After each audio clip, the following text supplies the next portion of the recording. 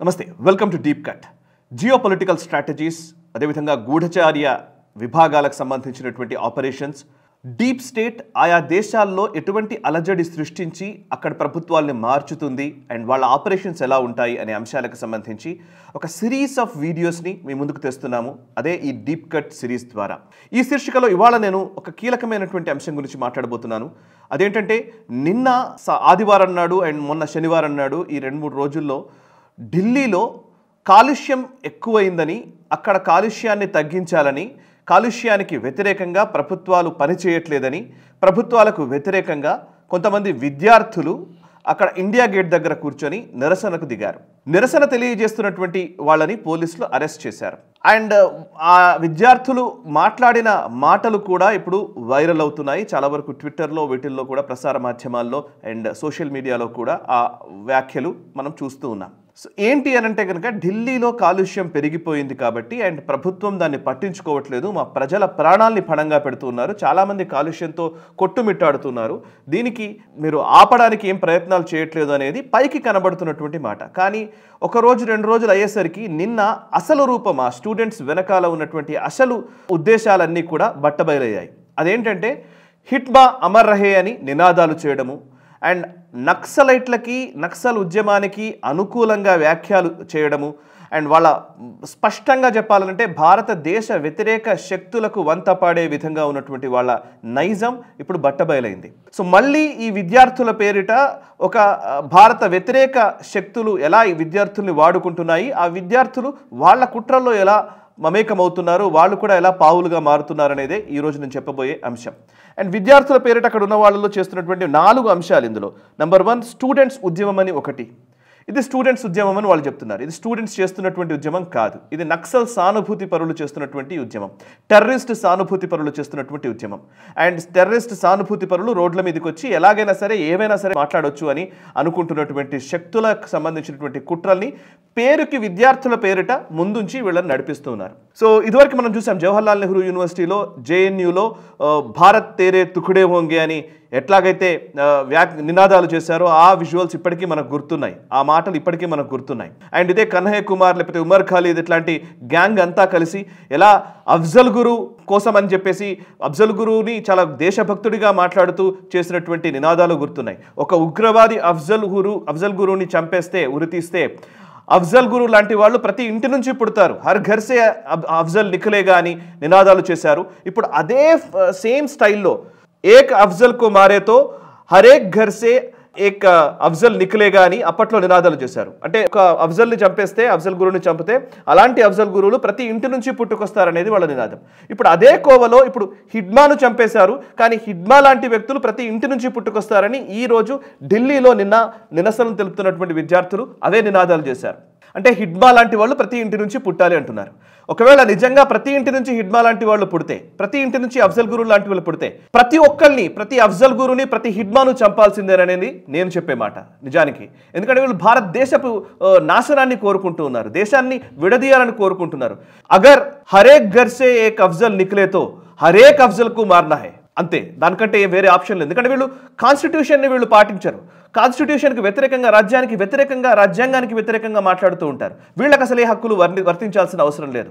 ఎవరైతే రాజ్యాంగానికి విరుద్ధంగా వ్యవహరిస్తారో వాళ్లకు ఎటువంటి కఠిన శిక్షలు పడాలో అలాంటి కఠిన శిక్షలే పడాల్సిందే, దాంట్లో సందేహం అక్కర్లేదు. ఇక్కడ మనం కన్ఫ్యూజ్ కూడా అవ్వాల్సిన అవసరం లేదు. వీళ్ళు విద్యార్థులు చెప్పారు కాబట్టి వీళ్ళు మాట్లాడే మాటల్లో కొంచెం అర్థం ఉంటుందేమో, ఇంగ్లీష్లో మాట్లాడితే వాళ్ళు ఏదో చదువుకున్న వాళ్ళు మాట్లాడుతున్నారనే భావన అక్కర్లేదు. So let's be clear. రెండో అంశం, శాంతియుత నిరసనలు తెలుపుతున్న వాళ్ళ మీద పోలీసులు జులుం ప్రదర్శించారు, వాళ్ళని అరెస్ట్ చేశారనేది ఇంకొక మాటని వీళ్ళు ఫ్లోట్ చేసే ప్రయత్నం చేస్తున్నారు. శాంతియుత నిరసనలు నిర్వహించే వాళ్ళు అని అంటే గనక వీళ్ళ మోటివ్స్ అర్థమైపోయాయి. హిడ్బాక్ అనుకూలంగా మాట్లాడుతున్నారంటే వీళ్ళ మోటివ్స్ ఏంటో మనకు అర్థమవుతున్నాయి. అండ్ శాంతియుత నిరసనలు కానే కావు. వాళ్ళు చేస్తున్న నిరసనలు చేస్తున్నప్పుడు పోలీసులు వచ్చి వాళ్ళని నిలువరించే ప్రయత్నం. అండ్ ఇండియా గేట్ దగ్గర నిరసనలు తెలపకూడదు అని సుప్రీంకోర్టే జడ్జిమెంట్ ఉంది. ఎవరైనా సరే శాంతియుత నిరసనలు చేసుకోవాలనుకుంటే జంతర్ మంతర్ దగ్గర చేసుకోండి, అంతేగాని ఇండియా గేట్ దగ్గర ఎక్కడ పడితే అక్కడ నిరసనలు తెలపడానికి వీల్లేదని సుప్రీంకోర్టు ఇంతకుముందు చాలా స్పష్టంగా గైడ్ లైన్స్ ఇచ్చింది. సో పోలీసులు వచ్చి వాళ్ళని నిరసనకారులని పక్కకు జరిపే ప్రయత్నం చేస్తుంటే ఇదే నిరసన చేస్తున్నటువంటి ఈ విద్యార్థుల పేరిట ఉన్నటువంటి దేశ వ్యతిరేక శక్తులు, దేశ వ్యతిరేక వ్యక్తులు వీళ్ళు పోలీసుల మీద పెప్పర్ స్ప్రే చల్లారు. పెప్పర్ స్ప్రే కొట్టడంతో కొంతమంది పోలీసులు హాస్పిటల్లో చికిత్స పొందుతున్నారు. పోలీసుల మీద దాడికి దిగినటువంటి వాళ్ళని నిర్దాక్షిణ్యంగా అక్కడి నుంచి ఖాళీ చేయించడం అనేది పోలీసులు ఖచ్చితంగా చేయాల్సిన విషయం. ఇది లా అండ్ ఆర్డర్కి సంబంధించిన విషయం. దాంట్లో ఎటువంటి సందేహం అక్కర్లేదు. విద్యార్థులు ఏదో శాంతియుత నిరసన జరుపుతుంటే పాపం వాళ్ళని అణిచివేసే ప్రయత్నం చేస్తున్నారు అని అనుకోవాల్సిన అవసరం కూడా లేదు. అండ్ అది శాంతియుత నిరసన కాదు, వాళ్ళు కావాలనే ఫ్లేరప్ చేయడానికి వచ్చారు. ఇక మూడవది, పర్యావరణం కోసం ఈ ఉద్యమం చేస్తున్నారు అనేది. ఇప్పుడు అక్కడ ఒక స్టూడెంట్ మాట్లాడిన మాట ఇప్పుడు వైరల్ అవుతుంది. ఆ ఫోటో నేను పెడతాను, ఎందుకంటే ఆ మాట్లాడిన వీడియోని నేను పెట్టలేను, ఎందుకంటే కాపీరైట్స్ ఇష్యూ ఉంటుంది కాబట్టి. బట్ మీరు కావాలంటే తర్వాత మరి మీరు ఆ లింక్ పెడతాను, ANIలో వాటిలో వచ్చిన వీడియో, మీరు కావాలంటే చూడొచ్చు. తను చెప్తున్నది ఏంటంటే యాక్చువల్లీ సస్టైనబుల్ డెవలప్మెంట్ మోడల్ నక్సలైట్లు అమలు చేస్తున్నారంట. ఇప్పుడు మనం భారతదేశం అమలు చేస్తుంది ప్రాఫిట్ డెవలప్మెంట్ మోడల్ అంట. అండ్ ఈ ఆదివాసీల పేరిట హిడ్మా లేకపోతే నక్సలైట్లు చేస్తున్నది సస్టైనబుల్ డెవలప్మెంట్ మోడల్ అంట. పర్యావరణాన్ని రక్షించడం కోసం వాళ్ళు పనిచేస్తున్నారు. సో మేము పర్యావరణం బాగుండాలని కోరుకుంటున్నాము, మాకు ఇక్కడ కాలుష్యం ఎక్కువైపోయింది, సో మాకు కూడా సేమ్ అదే లైన్లో మేము ఉన్నాము అనేది వాళ్ళు చెప్పే మాట.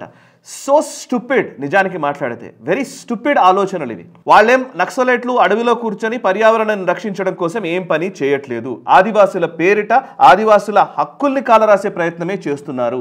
పోనీ 30 ఏళ్లలో 40 ఏళ్లలో ఆదివాసులకు ఏమైనా మంచి జరిగిందా ఈ నక్సలైట్ల వల్ల అంటే జీరో, ఏమీ జరగలేదు. వాళ్ళకి రోడ్డు ఉండదు, వాళ్ళకి ఒక బస్సు రాదు, వాళ్ళు చదువుకోవడానికి చక్కగా చదువులు చెప్పడానికి స్టూడెంట్స్కి విద్యార్థులకి స్కూళ్ళు ఉండవు, స్కూళ్ళు ఉంటే టీచర్లు ఉండరు. ఇది సస్టైనబుల్ డెవలప్మెంట్ మోడల్ అంటే మనుషులందరూ కూడా అలాగే ఆ పాత రాతి యుగం నాటి ఆలోచనల్లో అలాగే మగ్గుతూ ఉండాలి. వాళ్ళను పేరు చెప్పుకొని మేము అడవుల్ని రక్షిస్తామని చెప్పేసి వీళ్ళు రాజ్యం చెలాయిస్తూ ఉండాలి.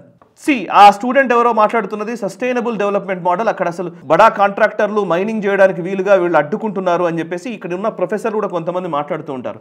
అందులో ఉన్నంత పొరపాటు ఇంకెక్కడా లేదు. ఏంటంటే ఇదే నక్సలైట్లు అనేక మంది కాంట్రాక్టర్ల దగ్గర డబ్బులు తీసుకొని నక్సలైట్లకు డబ్బులు ఇవ్వకుండా కాంట్రాక్టర్లు పనిచేసే పరిస్థితి లేదు. కొన్ని కోట్ల రూపాయలు ట్రాన్సాక్షన్స్ నక్సలైట్లకు ముడుపులు చెల్లించి కాంట్రాక్టర్లకు డబ్బులు అక్కడ వర్క్స్ చేస్తున్నారు.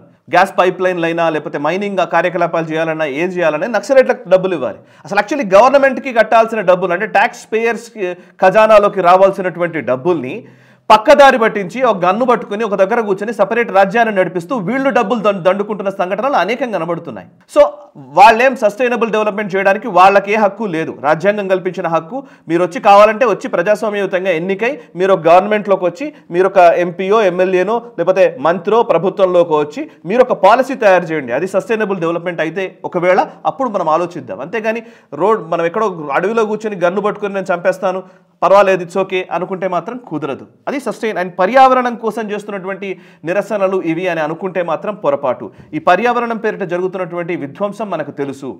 ఇప్పుడు గ్రెటా థన్బర్గ్ దగ్గర నుంచి ఏదో పెద్ద డీప్ స్టేట్ ఎజెండా, మీకు మళ్ళీ డీప్ కట్ కాబట్టి నేను డీప్ స్టేట్ గురించి చెప్పాల్సిందే. సో పర్యావరణం పేరిట గ్రెటా థన్బర్గ్ దగ్గర నుంచి ఒక మామూలు యంగ్స్టర్ ఒక టీనేజ్ అమ్మాయితోని ఒక మాట మాట్లాడించి ఆమెను విపరీతంగా వైరల్ చేసి వైరల్ చేసిన తర్వాత ఆమెనే పెద్ద పోస్టర్ బాయ్ లాగా మొత్తానికి ఈ పర్యావరణం మొత్తం ఆమె చేతుల్లోనే ఉన్నట్టుగా చూపించే ప్రయత్నం చేసి ప్రపంచమంతా కూడా పర్యావరణాన్ని పరిరక్షించాలని చెప్పి ఎక్కడెక్కడ అమెరికన్ ఇంట్రెస్ట్లు లేకపోతే వెస్టర్న్ ఇంట్రెస్ట్లు ఎక్కడెక్కడైతే వాళ్ళు కావాలనుకుంటున్నారో అక్కడ ఈ పర్యావరణం రాదు. ఎక్కడైతే వెస్టర్న్ ఇంట్రెస్ట్లకు ఇబ్బంది కలుగుతుందో అక్కడ మాత్రం ఈ పర్యావరణం అనే మాటను తీసుకొచ్చేసి వాళ్ళకు ఫండ్ చేసి ఆ ప్రాజెక్టులను ఆపే ప్రయత్నం చేస్తూ ఉంటారు. ఫర్ ఎగ్జాంపుల్ క్యూటికోరెన్లో ఒక స్టెరిలైట్ ఫ్యాక్టరీ ఉండేది, వేదాంత కంపెనీకి సంబంధించినటువంటి ఫ్యాక్టరీ, స్టెరిలైట్ ఫ్యాక్టరీ. అక్కడ కాపర్ ప్రొడ్యూస్ చేసేవాళ్ళు. సో కాపర్ మనం ఇంతకుముందు ఆ స్టెరిలైట్ ఫ్యాక్టరీ బాగున్నంతసేపు 2014 వరకు కూడా ఫ్యాక్టరీ నడుస్తోంది. అది ఉన్నన్ని రోజులు మనం కాపర్ బయట దేశాలకు ఎక్స్పోర్ట్ చేసేవాళ్ళం. సో దట్ భారతదేశానికి కొంత ఆదాయం వచ్చేది. ఎక్స్పోర్ట్స్ పెరిగితే మనకు ఆదాయం వస్తుంది. కానీ పర్యావరణం పేరిట చర్చ్ లేదా మిషనరీలు వీళ్ళందరూ కలిసి పర్యావరణవేత్తలందరూ కలిసి పొల్యూషన్ కంట్రోల్ బోర్డుల నుంచి ఏవో సర్టిఫికెట్లు తెచ్చి NGT ఏమో అక్కడ ఏం పర్యావరణంకి సంబంధించి ఇబ్బంది ఏం లేదు అని చెప్తుంది, national green tribunal. But Tamil Nadu local గవర్నమెంట్కి సంబంధించినటువంటి పొల్యూషన్ కంట్రోల్ బోర్డు ఏమో అక్కడేదో పర్యావరణానికి ఏదో ప్రాబ్లం జరుగుతోంది, అక్కడ అందరూ వ్యాధుల బారిన పడుతున్నారని చెప్పేసి ఈ స్టెరిలైట్ ఫ్యాక్టరీ వల్లనే పడుతున్నారని చెప్పి దాన్ని మూసైపించారు. మొత్తానికి 2014-15 ఆ టైంలో మూసైపించారు. ఆ స్టెరిలైట్ ఫ్యాక్టరీ మూసేసిన తర్వాత ఇప్పుడు అక్కడ కాపర్ ఆగిపోయింది, మనం ఎక్స్పోర్ట్ చేయడం ఆపేశాం. లాస్ట్కి దిగుమతి చేసుకునే పరిస్థితికి వచ్చాం బయట నుంచి. అంటే ఏంటంటే ఆ ప్రపంచ దేశాలకు సంబంధించినటువంటి వాళ్ళ అవసరాలను బేస్ చేసుకుని మనం ఎక్కడ కాపర్ బయటకు ఎక్స్పోర్ట్ చేస్తామో మనం చేయకుండా ఉండాలంటే ఏం చేయాలి, ఎవరైతే చేస్తున్నారో ఆ కంపెనీని ఆపేస్తే ఈ పని అయిపోతుంది. సో భారతదేశం మళ్ళీ అలాగే పాత రోజుల్లోగానే మళ్ళీ దిగుమతి చేసుకుంటాం, ఏదో ఒక దేశం మీద ఆధారపడాల్సిన పరిస్థితి వస్తుంది. సో ఇట్లా వీళ్ళ ఐడియాలజీ ఉంటుంది. అండ్ కూడంకుళం అణు విద్యుత్ ప్రాజెక్ట్, అది కూడంకుళంలో అది 1990s స్టార్ట్ చేశారు. రష్యాతో మన ఒప్పందం అది. రష్యా అండ్ భారత్ కలిసి ఈ అణు విద్యుత్ ప్రాజెక్ట్ చేయాలి. దానికి అగేన్స్ట్గా అమెరికాకి వ్యతిరేకం కదా, రష్యాతో మనం ఒక జాయింట్ వెంచర్లో ఉంటే. సో అమెరికా వాళ్ళ ఫండ్స్ తోటి ఇక్కడ ఎన్జిఓలకు ప్రేరేపించి అండ్ కూడంకుళంలో అణు విద్యుత్ ప్రాజెక్ట్ రాకుండా అనేక ప్రయత్నాలు చేసింది. మీరు కావాలంటే గూగుల్ చేస్తే అనేక విషయాలు తెలుస్తాయి. సో పర్యావరణం అన్నారు అని అంటేనే ఆ దేశంలో అభివృద్ధి జరగకుండా చూసే ఒక పని. అభివృద్ధి జరగకుండా అంటే రోడ్డు రాకూడదు, స్కూళ్ళు బాగుండకూడదు, హాస్పిటల్ స్పెషాలిటీస్ పెరగకూడదు, ఇన్ఫ్రాస్ట్రక్చర్ అసలు రోడ్డు మార్గాలే ఉండకూడదు. రోడ్డు మార్గాలు లేకపోతే ఎకనామిక్గా డెవలప్ కాదు. సో డెవలప్ కాకుండా ఉండాలంటే ఈ నక్సలైట్లని లేకపోతే అక్కడ నార్త్ ఈస్ట్లో వేర్పాటువాదుల్ని, ఇంకా చెప్పాలంటే పర్యావరణవేత్తల్ని, ఎన్జిఓల్ని ముందుకు పెట్టి నడిపిస్తూ ఉంటారు. సో ఇది ఒక అంతర్జాతీయ కుట్రలో భాగం. సో దానికి బయటకు పేరు మాత్రం పర్యావరణము అని చెప్తారు. సో ఇప్పుడు మేధా పాట్కర్ నర్మదా బచావ్ ఆందోళన చేసింది. ఆవిడ నర్మదా నదిని పరిరక్షించడం కోసం చేసినటువంటి పని. సర్దార్ పటేల్ దగ్గర నుంచి జవహర్లాల్ నెహ్రూ దగ్గర నుంచి అదే సర్దార్ సరోవర్ డ్యామ్ కోసం చాలా ప్రయత్నం చేశారు. కొన్ని రోజులు వరల్డ్ బ్యాంక్ ఆపే ప్రయత్నం చేసింది. ఆ తర్వాత ఇప్పుడు ఈ మేధా పాట్కర్ ముందు ఆపే ప్రయత్నం చేస్తారు. నిజానికి కాంగ్రెస్ నాయకులకు కూడా, అంటే ముఖ్యంగా సోనియా గాంధీ అండ్ రాహుల్ గాంధీ చెప్తారు, వీళ్ళకు కూడా కనీసం నిజంగా కొంచెమన్నా ఇంగితం పనిచేయలేదో మరి నాకు అర్థం కాదు. కానీ వీళ్ళ దృష్టి అంతా కూడా నరేంద్ర మోదీని అడ్డుకోవడం కోసం మేధా పాట్కర్ కావాలి. కానీ నిజానికి మేధా పాట్కర్ ఎవరి ఆలోచనల్ని ఆపుతుంది? సర్దార్ పటేల్ కలగన్నటువంటి సర్దార్ సరోవర్ డ్యామ్కి వ్యతిరేకంగా మాట్లాడుతోంది. నిజానికి ఆ జవహర్లాల్ నెహ్రూ ఆలోచన అది, డ్యామ్ కట్టడం, సర్దార్ సరోవర్ డ్యామ్, నర్మదా నది పైన ఆ వాటర్ని సరిగ్గా యూటిలైజ్ చేసుకోవడం. జవహర్లాల్ నెహ్రూ వారసులు అని చెప్తూ ఉంటారు, కానీ మేధా పాట్కర్కి సపోర్ట్ చేస్తూ ఉంటారు. సో ఇవన్నీ ఏంటంటే పర్యావరణం పేరిట జరుగుతున్నటువంటి ఈ కుట్రలు. ఇక లాస్ట్ అంశము, ఢిల్లీలో కాలుష్యం విపరీతంగా పెరుగుతోంది, అందుకోసమే విద్యార్థులు రోడ్ల మీదకి వచ్చారు. ఎస్, ఢిల్లీలో విపరీతమైన కాలుష్యం ఉంది, నో డౌట్ అబౌట్ ఇట్. ఆ కాలుష్యాన్ని కంట్రోల్ చేయాలి, మీరు ఆపాలి అని చెప్పేసి ప్రభుత్వానికి వ్యతిరేకంగా నిరసనలు చేస్తున్నారు, which is good, okay, no problem about it. But ఇప్పుడే ఎందుకు గుర్తొచ్చింది ప్రభుత్వం అనేది? ఇంతకాలం 2025 కంటే ముందు 24, 23 అంతా కూడా ఆమ్ ఆద్మీ పార్టీ అధికారంలో ఉన్నన్ని రోజులు కూడా ఢిల్లీ కాలుష్యానికి కారణం ప్రభుత్వం అని చెప్పలేదు ఏ నిరసనకారులు. ఢిల్లీ కాలుష్యానికి కారణం ఏంటి అని అంటే దీపావళి టపాకాయలనే కదా ఇంతకాలం మాట్లాడుతూ వచ్చింది. దీపావళికి కాల్చే టపాసుల వల్లనే ఈ ఢిల్లీ కాలుష్యం జరుగుతోంది కదా అని పదే పదే మాట్లాడుతూ వచ్చారు కదా. ఇంతకాలం ప్రభుత్వాన్ని ఎందుకు ఒకసారి నిలదీయలేదు? యమునా నది కాలుష్యం గురించి ఎందుకు మాట్లాడలేదు? ఆమ్ ఆద్మీ పార్టీకి వ్యతిరేకంగా మాట్లాడితే అది తమ ఇంట్రెస్ట్లకు విఘాతం కాబట్టి, అంతే కదా. సో అరవింద్ కేజ్రీవాల్ ముఖ్యమంత్రిగా ఉన్నన్ని రోజులు ఢిల్లీ కాలుష్యానికి వ్యతిరేకంగా మాట్లాడడం, ఎవరు నిరసనలు తెలపలేదు, రోడ్ల మీదకి వచ్చేసి. బట్ ఇప్పుడు రోడ్ల మీదకి వస్తున్నారు అంటే ఏంటి? డెఫినెట్లీ అక్కడ బీజేపీ గవర్నమెంట్ ఉంది. ఎస్, బీజేపీ ఎవరున్నా సరే. అండ్ దీపావళి టపాసుల గురించి మాట్లాడతారు, కానీ పంజాబ్లో స్టబుల్ బర్నింగ్ గురించి మాట్లాడారు. నేను పంజాబ్కి వెళ్ళాము మొన్న ఎలక్షన్స్ టైంలో, పంజాబ్లో పర్యటించిన టైంలో నేను స్టబుల్ బర్నింగ్ విజువల్స్ అన్ని తీసి ఈవెన్ నేషనల్ స్టబ్లో కూడా పెట్టాను. అంటే అక్కడ పంట అయిపోగానే పంటని ఆ గడ్డిని కోసేసి దాన్ని ఏదో ప్రిజర్వ్ చేయడం ఇట్లాంటిది ఏం చేయరు, మొత్తం గడ్డిని తగలబెట్టేస్తారు. ఆ తగలబెట్టడంతో పంజాబ్, హర్యానా ఇక్కడంతా కూడా స్టబుల్ బర్న్ చేసిన తర్వాత ఆ పొగతోటి ఢిల్లీలో విపరీతమైనటువంటి కాలుష్యం వస్తోంది అని అనేక సంస్థలు నివేదికలు ఇచ్చాయి. స్టబుల్ బర్నింగ్ని ఆపరు అక్కడ. పంజాబ్లో జరుగుతున్నటువంటి స్టబుల్ బర్నింగ్ని ఆపనివ్వరు. ఎందుకంటే అక్కడ పంజాబ్లో ఆ రైతులందరూ కొట్లాడుతున్నారు. మొన్న రైతుల ఉద్యమం జరిగినప్పుడు కూడా, ఈ రైతుల పేరిట జరిగినటువంటి ఉద్యమంలో కూడా ఎవరైతే స్టబుల్ బర్న్ చేస్తారో వాళ్ళ మీద లీగల్గా కేసులు పెట్టాలి, ఎఫ్ఐఆర్లు నమోదు చేయాలి, అరెస్టులు చేయాలని చెప్పేసి చట్టం చెప్తోంది. ఆ చట్టంని మార్చాలని వాళ్ళు డిమాండ్లు పెట్టారు, ఈ రాకేష్ తికాయత్ వీళ్ళందరూ కలిసి. సో పాయింట్ ఏంటంటే వీళ్ళ ఉద్దేశాలు వేరు, వీళ్ళ ఆలోచనలు వేరు, వీళ్ళకి కావాల్సింది రాజకీయ ప్రయోజనాలు. అక్కడ బీజేపీ గవర్నమెంట్ ఉంది కాబట్టి ఆ బీజేపీ గవర్నమెంట్ని ఇబ్బంది పెట్టేలాగా ప్రయత్నం చేయాలి. నిరసనలు తెలిపే టైంలో ఎవరికి అనుకూలంగా, అండ్ వాళ్ళ ఉద్దేశం ఏంటంటే వెస్టెడ్ ఇంట్రెస్ట్, వాళ్ళకి సంబంధించిన ఇంట్రెస్ట్ ఏంటంటే నక్సల్ ఎజెండాని ముందుకు తీసుకెళ్ళాలి, టెర్రరిస్ట్ ఎజెండాని ముందుకు తీసుకెళ్ళాలి. మూడవది, అసలు ఈ పర్యావరణం పేరిట జరుగుతున్నటువంటి హంబక్ అంతకంటే దుర్మార్గమైనటువంటి విషయం ఇంకోటి లేదు. పర్యావరణం గురించి భారతదేశంలో సనాతన ధర్మాన్ని ఫాలో అయ్యే వాళ్ళకి చెప్పాల్సిన అవసరం లేదు. సనాతన ధర్మాన్ని ఫాలో అవుతున్న ప్రతి ఒక్కళ్ళకి కూడా ప్రకృతితో మమేకమై జీవించమని ఈ సనాతన సంస్కృతి మాత్రమే చెబుతోంది, ఏ మతము చెప్పట్లేదు. నిజానికి భారతదేశం మాత్రమే చెప్పగలదు. సో ఈ భారతదేశంలో ఉన్న ఈ హిందువులకి పర్యావరణం గురించి క్లాసులు తీసుకోవాల్సిన అవసరం అంతకంటే లేదు. అంత దౌర్భాగ్యమైన స్థితిలో హిందువులు లేరు. ఇక లాస్ట్ అంశము, ఇప్పుడు జరుగుతున్నటువంటి ఈ కుట్రలన్నిటినీ పటాపంచలు చేయాలనంటే మనం ఇన్ఫర్మేషన్ కలిగి ఉండడమే, ఎక్కువ మందికి ఈ సమాచారం తెలియడమే. సమాచారమే చాలా ఇంపార్టెంట్. ఈరోజు జరుగుతున్న యుద్ధం అంతా కూడా ఇన్ఫర్మేషన్ వార్. ఇన్ఫర్మేషన్ లేకనే మనల్ని ఇబ్బంది పెట్టే ప్రయత్నం చేస్తారు, మన మనసుల్ని మన మెదళ్ళని మార్చే ఒక కుట్ర జరుగుతుంది, విషయాన్ని నింపే ప్రయత్నం చేస్తారు. సో ఇన్ఫర్మేషన్ వార్ఫేర్లో మనం గెలవాలి అనంటే, ఈ జాతీయవాదం నిలబడాలంటే లేదా దేశం నిలబడాలి అనంటే కనుక ఇన్ఫర్మేషన్ వార్లో మనం ఈ ఇన్ఫర్మేషన్ ఎక్కువ మందికి షేర్ చేసే ప్రయత్నం చేయాలి. సో అందుకోసమే ఈ వీడియోని ఎక్కువ మందికి తీసుకెళ్లే ప్రయత్నం చేయండి, వీడియోని లైక్ చేయండి, 10 మందికి షేర్ చేయండి, కమెంట్స్ ద్వారా మీ అభిప్రాయాలు మాతో పంచుకోండి. మనసా వాచా కర్మణ, దేశహితం కోసం నేషనలిస్ట్.